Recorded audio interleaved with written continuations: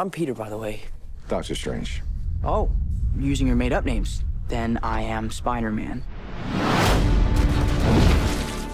Avengers: Infinity War is by far the most ambitious movie we've ever made. It really is the start of the culmination of, at this point, 19 Marvel Cinematic Universe films, and will feature almost every hero that we've introduced into the universe all in one movie.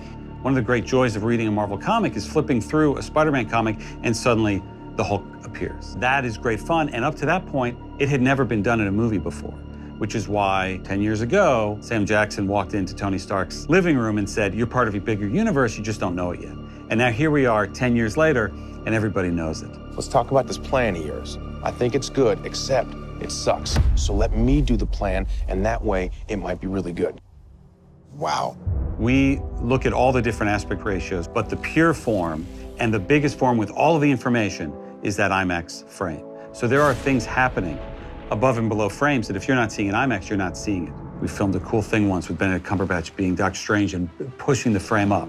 What's fun with Infinity War is that's the entire film. Because when you have a storyline this big, and when you have the promise of a culmination of all these different storylines, we wanted to tell it in the biggest format possible. The end is near. The IMAX screen has a different height than a traditional movie screen. Those that go to an IMAX theater will see a much taller view of the image. So if you're in a traditional theater, it's going to be narrower. If you're in an IMAX theater, it's going to be expanded. There's more information in the frame. There's more storytelling to look at. You see more of the characters, you see more of their powers, you see more of the scale of the film. So it's just presented on a much grander frame than a traditional movie theater. We got one advantage. He's coming to us. We have what Thanos wants, so that's what we use. We have characters in this movie like Thanos who are taller than normal human beings are. When you're framing those kind of characters in the same frame, it can become really challenging with a normal aspect ratio to like hold those height differentials in a single frame. And it forces you into certain angles and certain types of frames and lens choices. And having that extra verticality, like Joe was talking about, it gives us a wider range of how we frame and how we shoot these characters, how we present them in the same frame together. When you sit in an IMAX theater, it takes up your entire field of vision.